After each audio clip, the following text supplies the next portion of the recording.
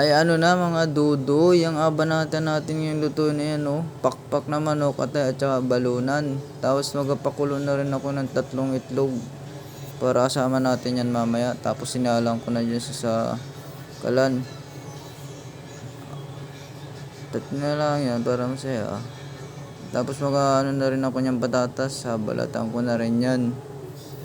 Pag ganyan, 2 malaki yan para marami. Busog na naman si Siyo. Tapos binalatan ko naman po ganyan. Pagtapos ko man din balatan yung isa na yan ay sinunod ko na ring malaki. Ay binilisan ko na nga ng pagbalat at nagugutom na. Tapos siniwa ko na lang ganyan. Yung ganyan lang kalaki, yung katamtaman lang para maganda ang pagkaluto. Yan o. Kung dali yung kamay mo dyan, dudoy. Talas pa naman. Tapos yan ay malaki. Iwain mo na yan. Parang manggay. Grabe laki naman yan. Lagay mo na kaya yan ng buo para hindi ka na mag-iwa dyan.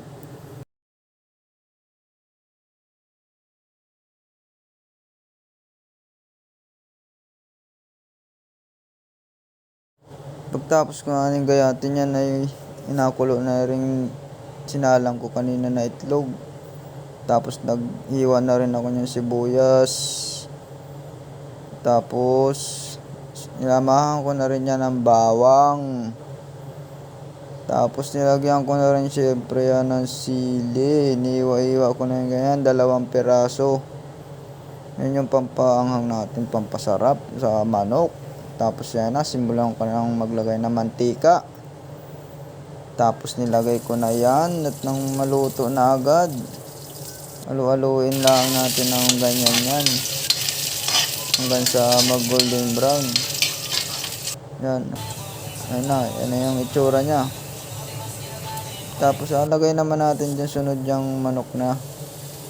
Para agis-agisayin lang natin. Tapos hanggang sa lumambot. Tapos inahan ko na nga niya itlog kanina. Ayan, sa tabalatan na. Ayan balat na agad. Ang bilis Tapos ayan yung kaninang manok na nilagyan ko ng Sprite para masarap. Ayan, tapos magic sarap syempre. Mas lalong sumarap po. Grabe naman yan, dudoy. Anong lasa na yan? Patikip. Tapos yun, gulo ng video mo Ganyan yan. Yan na yung itsura niya nung kumukulo. Lalagyan ko na yan ng toyo.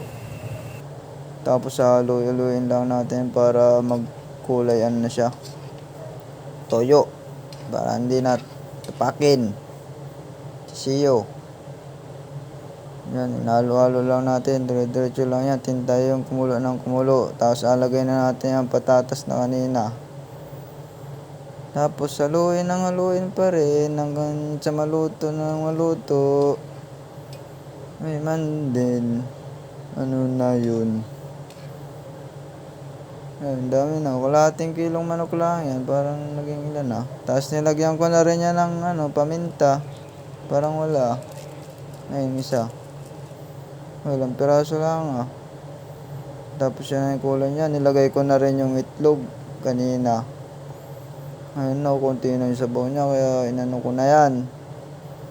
Grabe sarap ng sabaw niyan. Ubos na naman ang kanin. Tapos yan na finished product. Luto na. Wala na siyang sabaw, kati na. Grabe. Hindi lang pang ulam, pang pulutan pa yan, dudoy. Nga